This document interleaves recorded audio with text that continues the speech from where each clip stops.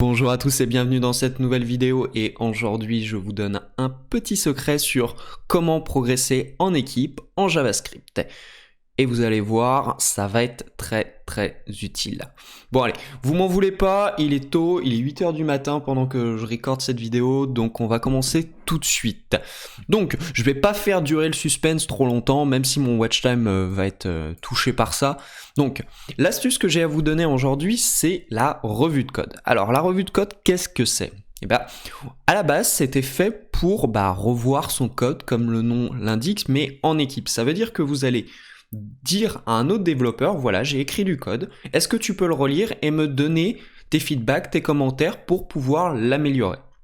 Donc, à la base, ça servait à quoi ? Ça servait principalement à minimiser les erreurs et aussi à améliorer le code de façon continue et à moindre coût. Parce que l'avantage, c'est que quand votre code vient d'être écrit, c'est facile de se rappeler qu'est-ce que vous avez voulu faire, c'est facile de le modifier, que dans 6 mois, ça va être compliqué. Ça minimise en plus les bugs, parce que d'autres développeurs vont avoir un recul sur votre code que vous n'allez pas forcément avoir, parce que c'est facile de coder pendant des semaines, et de se dire, au bout d'une semaine, oh là là, qu'est-ce que j'ai voulu faire, dans quelle direction j'ai voulu aller, oublier aussi qu'est-ce qu'on avait voulu faire à la base, qu'avec du 109 ou un regard extérieur, on va pouvoir facilement voir les erreurs ou des choses que vous avez oublié d'implémenter. Donc c'est ça la revue de code, à la base c'était fait pour améliorer le code.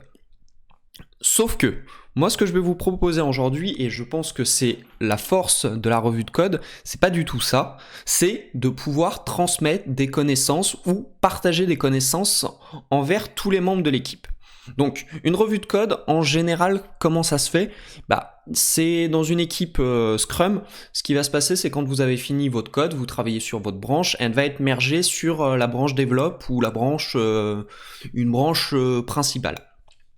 Donc, ce qui va être fait, c'est que la personne, avant de merger, va relire le code. Donc, il y a plusieurs approches. Soit, on va dire un système un peu féodal où vous avez tous les développeurs qui vont soumettre la revue de code au lead dev qui va relire le code. Donc, moi, j'aime pas trop cette approche parce que ça laisse tout passer par le lead dev. Ou vous avez l'approche un peu plus team, qui est de dire n'importe qui peut faire une revue de code. Donc en gros, vous attribuez soit de façon aléatoire, soit de façon préparée à quelqu'un d'autre. Moi, je préfère cette approche parce que ça permet de transmettre les connaissances dans tous les sens, d'avoir des points de vue différents. Le problème d'avoir une approche par lead dev, ce qui se passe, c'est que le lead dev, il sait pas tout. Donc il y a bien forcément un moment où il va y avoir un trou dans la raquette, où en plus, comme tout le monde fait ça, le lead dev, il est toujours submergé de boulot. Donc c'est pour ça que moi je préfère l'approche féodale, l'approche de team, qui est de partager à n'importe qui et n'importe qui peut faire des retours. Passons à l'avantage. Moi ce que je vois par rapport à la revue de code, c'est que ça permet de faire progresser son équipe, ça permet de progresser en partageant les connaissances de pair à pair. C'est-à-dire que quand quelqu'un va relire votre code, il va souvent faire des remarques, des fois qui sont des remarques légitimes sur le code ou des choses que vous ne savez pas. Et ceci va vous permettre de vous poser des bonnes questions, de dire ouais mais moi j'aurais pas fait comme ça, j'aurais amélioré comme ça.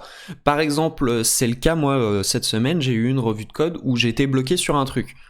En gros j'avais fait un promise all, sauf que une promise all a un défaut, c'est que si par exemple une des promesses fail, c'est toute la promesse all qui fail.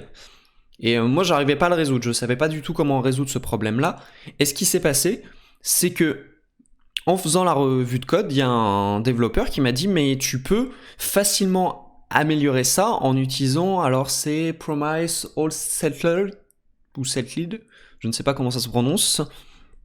Et ça va permettre de gérer le cas où tu as une promesse qui fail.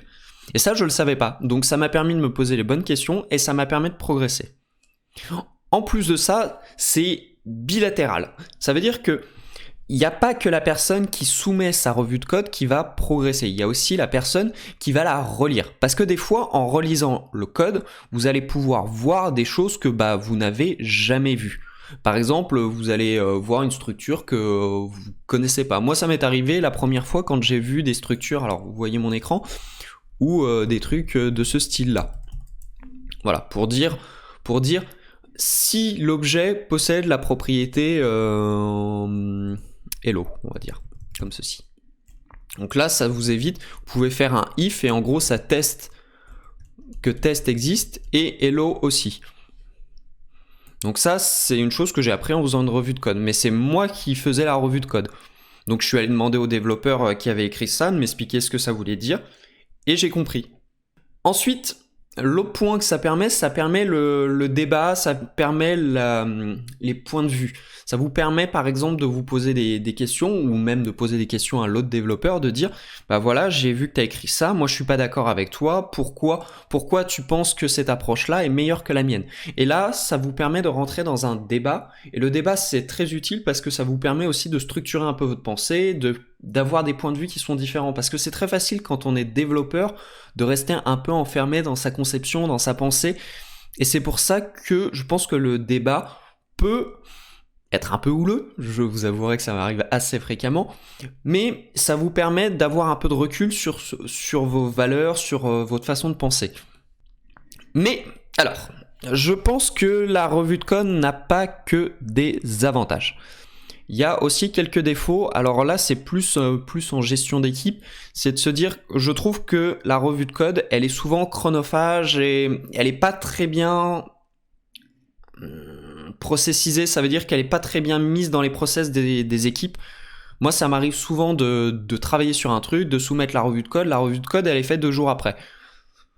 Donc le seul truc c'est qu'en 2 jours, moi j'ai eu le temps d'aller faire autre chose, et quand on me dit tu dois corriger, bah, ce qui est chiant, c'est qu'il faut que j'arrête ce que je suis en train de faire pour revenir à mon point de départ. Et là, c'est un peu problématique, ça fait une interruption, ça coupe. Donc ça, je trouve que c'est pas terrible. Et des fois, bah, il y a aussi des revues de code à rallonge. C'est que la personne, tu te demandes de corriger un truc, tu le corriges, elle te retrouve un autre truc, et ainsi de suite. Donc ça, c'est un peu problématique. Mais bon, je pense que ça vaut le coup, mais c'est un point que je trouve pas forcément très optimal. Ensuite, l'autre point, alors ça c'est plus embêtant pour moi, qui est, c'est aussi de l'ego. Qu'est-ce que je veux dire par là? C'est au départ, la première revue de code que vous allez avoir, c'est très dur, surtout si vous avez beaucoup d'ego comme moi, d'entendre quelqu'un dire ton code c'est de la merde. Tu peux l'améliorer comme ça, comme ci, comme ça. C'est assez dur, et je pense que pour faire une bonne revue de code, il faut aussi